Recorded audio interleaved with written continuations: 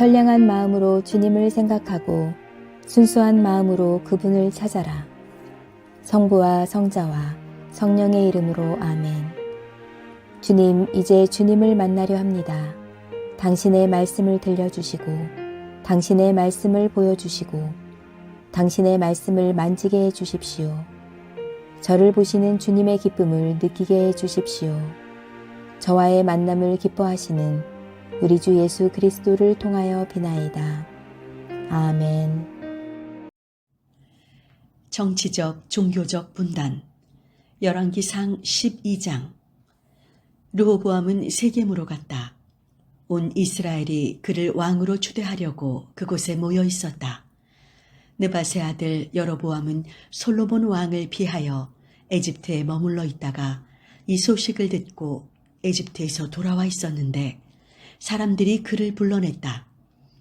여로보암이 온 이스라엘 회중을 거느리고 르호보암에게 와서 말하였다.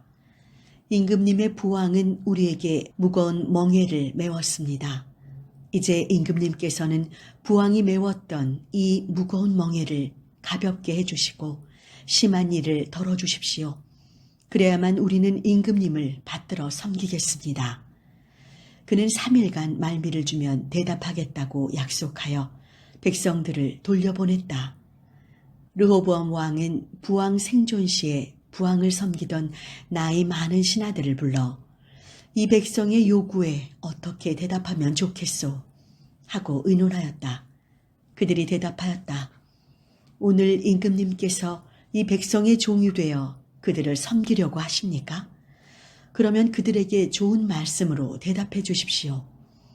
이 백성이 영원히 임금을 섬길 것입니다.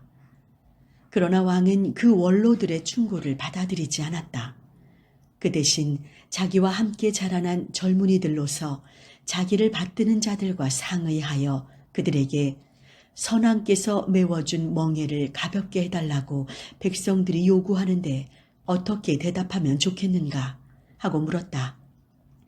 왕과 함께 자란 젊은이들은 이렇게 대답하였다. 백성들이 선왕께서 메워주신 멍에가 무거우니 그것을 가볍게 해달라고 요구하더라도 임금님께서는 이렇게 대답하십시오. 나의 새끼손가락이 부왕의 허리보다 굵다. 너희는 부왕께서 메워주신 멍에가 무겁다고 한다마는 나는 그보다 더 무거운 멍에를 너희에게 지우리라. 부왕께서는 너희를 가죽 채찍으로 치셨으나 나는 쇠 채찍으로 다스리리라. 사흘 후에 다시 오라고 한 왕의 명령대로 여로보암은 온 백성을 거느리고 3일째 되는 날 르호보암 앞에 나왔다.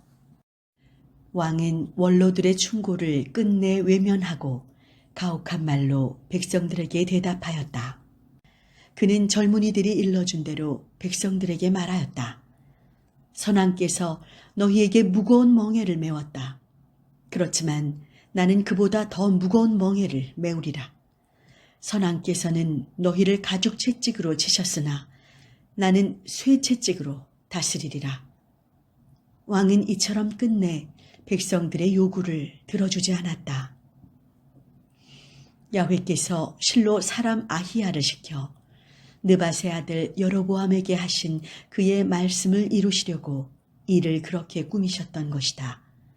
모든 이스라엘 백성들은 왕이 그들의 요구를 듣지 않음을 알고 왕에게 대답하였다. 우리가 다윗에게서 받을 몫이 어디 있느냐? 이새의 아들에게서 받을 것이 없구나. 이스라엘아, 모두 자기 집으로 돌아가자. 다윗이여, 이제 내 집안이나 돌보아라. 그리하여 이스라엘 백성은 각자 집으로 돌아갔다. 르호보암은 유다 지방의 성읍들에 살고 있는 이스라엘 백성만을 다스리게 되었다. 르호보암 왕은 부역감독 아도람을 내보냈으나 온 이스라엘 백성이 그를 돌로 쳐 죽였다. 르호보암 왕은 마차를 몰아 예루살렘으로 급히 도망하였다. 이렇게 이스라엘은 다윗 왕조에 반역하여 오늘에 이르렀다. 여로보암이 다시 돌아왔다는 말을 듣고 온 이스라엘이 사람을 보내어 그를 백성들의 모임에 모셔다가 이스라엘의 왕으로 추대하였다. 유다 지파를 제외하고는 다윗의 왕조를 따르는 지파는 하나도 없었다. 르호보암은 예루살렘에 돌아오는 길로 유다 가문과 베냐민 지파의 동원령을 내렸다. 그는 정병 18만을 뽑아 이스라엘 가문을 무찌르고 솔로몬의 아들 르호보암의 국권을 되찾으려고 하였다. 그러는데 야훼의 말씀이 하느님의 사람 스마야에게 내렸다. 유다 왕 솔로몬의 아들 르호보암과 유다와 베냐민의 모든 집안과 그 밖에 다른 백성들에게 이 말을 전하여라. 야훼가 말한다. 이렇게 된 것은 다 나의 뜻이니 너희는 동족인 이스라엘 백성을 치러 올라가지 말고 각자 집으로 돌아가거라. 그들은 야훼의 말씀을 조차 모두들 순종하는 마음으로 돌아갔다. 여로보암은 에브라임 산지에 있는 세겜을 수축하고 거기에서 살다가 그 후 분우엘을 세우고 그곳으로 자리를 옮겼다. 그런데 여로보암은 스스로 이런 생각이 들었다. 어쩌면 나라가 다윗의 왕가로 넘어갈지도 모른다. 이 백성이 예루살렘에 있는 야훼의 전에 제사하러 올라가다가 마음이 정통 상전인 유다 왕 르호보암에게로 쏠리는 날에는 나를 죽이고 유다 왕 르호보암에게 돌아갈 것이다. 이스라엘 왕은 국리 끝에 금송아지 둘을 만들었다. 그리고 백성들에게 이렇게 선포하였다. 예루살렘에 제사하러 올라가기란 번거로운 일이다. 이스라엘 백성들아, 너희를 에집트에서 구해주신 신이 여기에 있다. 그리고 금송아지 하나는 베델에, 다른 하나는 단에 두었다. 그런데 이 일이 죄가 되었다. 백성들은 금송아지를 예배하러 베델과 단에 갔다. 왕은 또한 언덕에 산당들을 짓고 레위 지파가 아닌 일반 백성 가운데서 사제를 임명하였다. 여로보암은 금송아지에게 제물을 드리기 위하여 유다에서 하고 있는 것과 같이 순례절을 제8월 15일로 정하고 자기가 세운 베델의 산당에서 사제들을 임명하였다. 왕은 자기의 마음대로 정한 제8월 15일이 되면 자기가 세운 베델의 제단에 올라갔다. 그는 이스라엘 백성들이 지킬 순례절을 이렇게 제정하고 친히 그 제단에 분향제를 드리러 올라갔던 것이다. 열왕기상 13장. 마침 여로보암이 제단 옆에 서서 분향하려고 하는데 하느님의 사람 하나가 야훼의 말씀을 전할 임무를 띠고 유다로부터 와서 베델에 도착하였다. 하느님의 사람이 제단을 바라보며 야훼께 받은 말씀을 외치기 시작하였다. 오 제단아, 제단아, 야훼가 말한다. 다윗의 가문에서 요시아란 한 아들이 태어나리니 두고 보아라.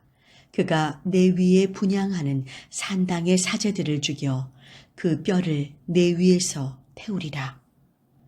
그는 그 말이 야훼께 받은 것임을 보여주는 한 표적이 주어졌다고 하며 다음과 같이 말하는 것이었다.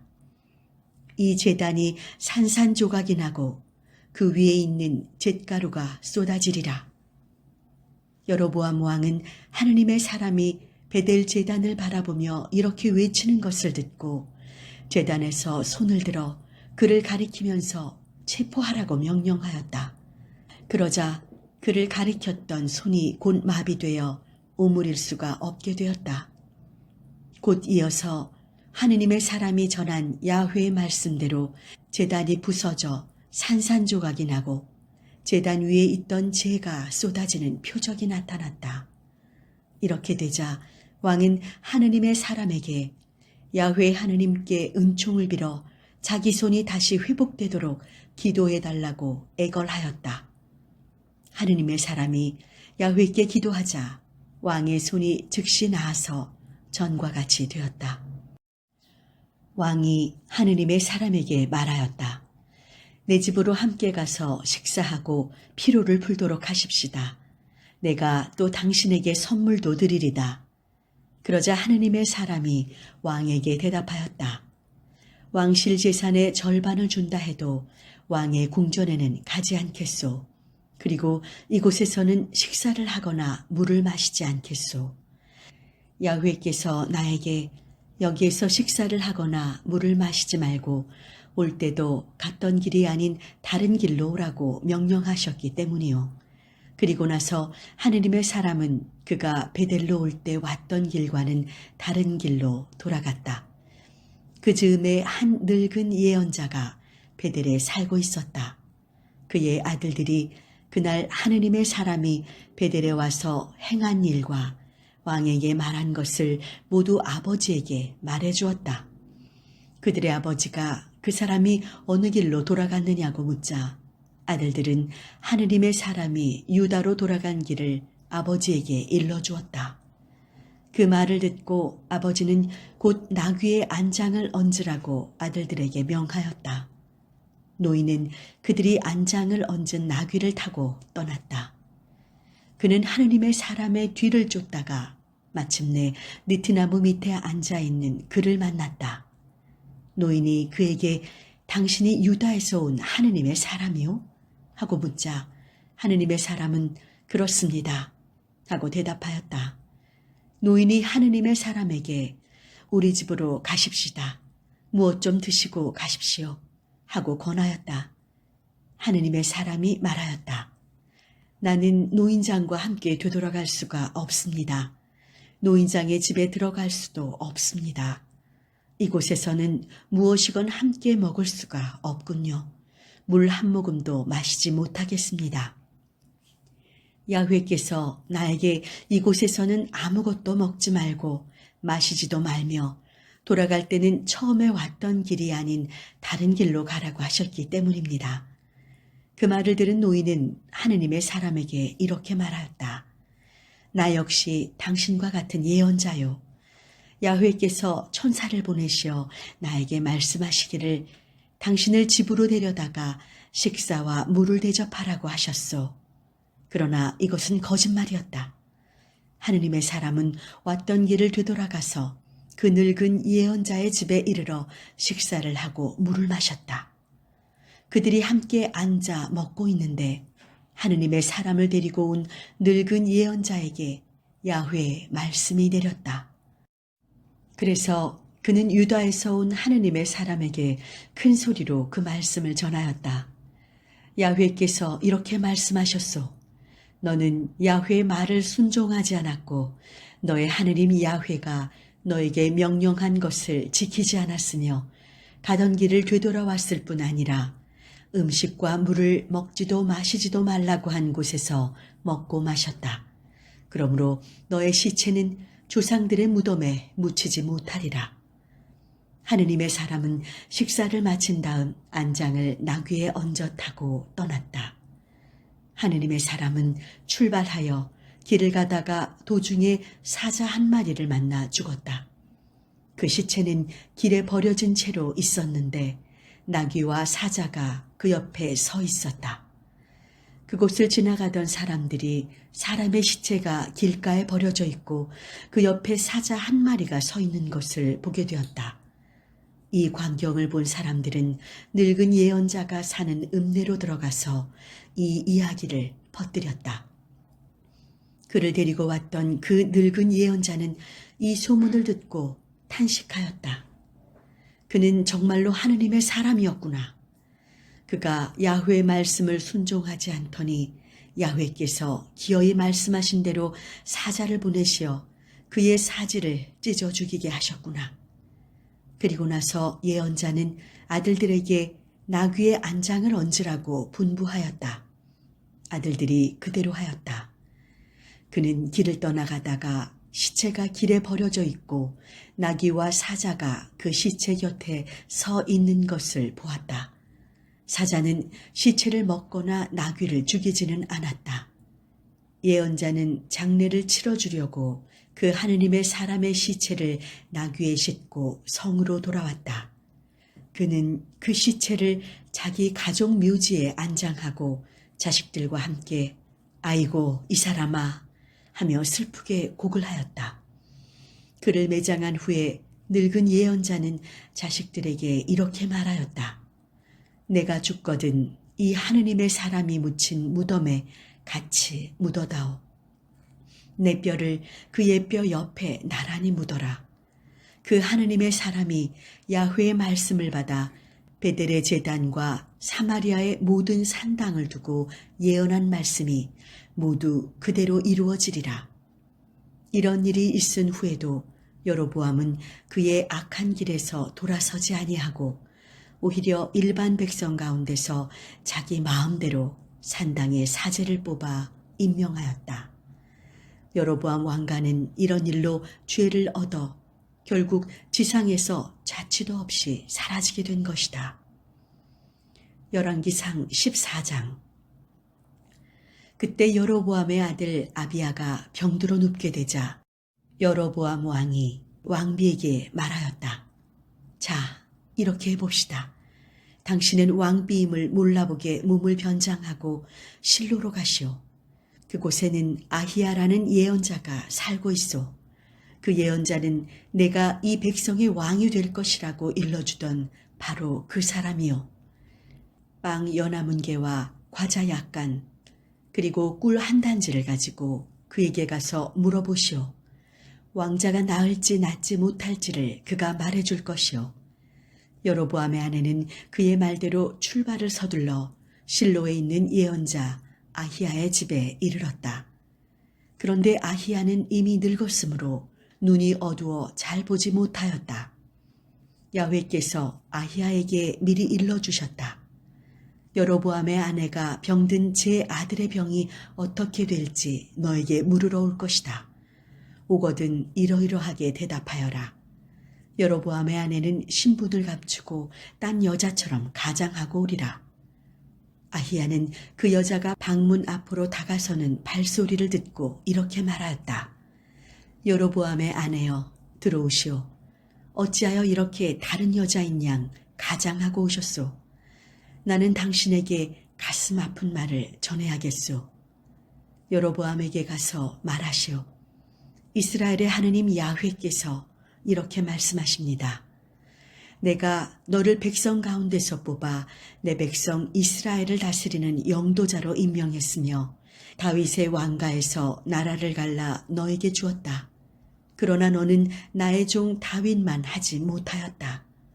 다윗은 나의 계명을 준수하였을 뿐만 아니라 마음을 다하여 나를 따랐으며 만사를 내 마음에 꼭 들도록 곧바르게 처리하였다. 그러나 너는 선왕들보다 더 큰 악을 저질렀을 뿐 아니라 우상들을 쇠붙이로 부어 만들었고 다른 신을 섬겼다. 그리하여 마침내 나를 배반하여 내 속을 썩였다. 그러므로 이제 내가 여로보암 왕가에 재난을 내리리라. 여로보암 가문에 속한 남자는 자유인이든 종이든 가리지 아니하고 모두 씨도 남기지 아니하리라. 그리하여 사람들이 똥을 치듯이 나는 여로보암 가문을 이 이스라엘에서 남김없이 쓸어버리리라. 무릇 여로보암 가문에 속한 사람이 성 안에서 죽으면 그 시체를 개가 뜯어먹을 것이요 성 밖에서 죽으면 공중의 새가 쪼아먹으리라. 야훼의 말이니 어김이 없다. 이제 집으로 돌아가시오. 당신이 국에 도착하면 곧 왕자는 죽을 것이오. 그래도 그 아이만은 모든 이스라엘 백성들이 슬퍼하며 매장할 터인데 여로보암 가문에서 그만이 무덤에 묻힐 것이오. 그래도 그만은 이스라엘의 하느님 야훼께서 보시기에 옳게 살았기 때문이오. 그리고 나서 야훼께서는 이스라엘을 다스릴 새 왕을 뽑으시어 여로보암 가문을 멸종시킬 것입니다. 야훼께서 이스라엘을 치실 때는 마치 급류에 휩쓸린 갈대처럼 흔들리게 하실 것이요. 야훼께서 그들 선조들에게 주신 이 좋은 땅에서 송두리째 뽑아 내쫓으실 것이고 유프라테스 강 저편으로 흩어버리실 것입니다. 이스라엘이 목신을 만들어 야훼의 분노를 샀기 때문이요. 여로보암 왕은 자기 혼자만이 이 죄를 지은 것이 아니고 이스라엘 백성들까지도 같은 죄를 짓게 하였습니다. 야훼께서는 이 여로보암의 죄 때문에 이스라엘을 버리실 것이요. 여로보암의 아내는 말을 다 듣고 일어나서 그곳을 떠나 디르사로 돌아왔다. 궁전 문을 막 들어서는데 왕자가 숨을 거두었다. 이스라엘 백성은 죽은 왕자를 장사 지내고 그의 죽음을 슬퍼하였다. 야훼께서 당신의 종인 예언자 아히야를 시켜 말씀하신 그대로였다. 여로보암의 나머지 행적, 치적 및 그가 치른 전쟁에 관하여는 이스라엘 왕조실록에 모두 기록되어 있다. 여로보암은 22년간 통치한 후 열조와 함께 잠들었다. 왕자 나답이 그의 왕위를 계승하였다. 한편 유다는 솔로몬의 아들 르호보암 왕이 다스리고 있었다. 르호보암은 41세에 왕이 되어 야훼께서 모든 이스라엘 지파 가운데서 따로 선택하여 당신 것으로 삼으신 도성 예루살렘에서 17년간 다스렸다. 그의 어머니는 나아마라는 암몬 여자였다. 유다 백성도 역시 야훼께서 보시기에 악한 일을 저질렀다. 선조들보다도 더 큰 죄를 범하여 야훼께 미움을 샀다. 그들 역시 높은 언덕과 우거진 나무 아래마다 산당을 짓고 거기에다 돌로 남신을 만들고 나무로 여신을 만들어 세웠다. 게다가 전국 곳곳에 남창이 우글거렸다. 이스라엘 백성은 야훼께서 자기들 면전에서 쫓아내신 원주민들의 온갖 추악한 패습을 이렇게 본받았던 것이다.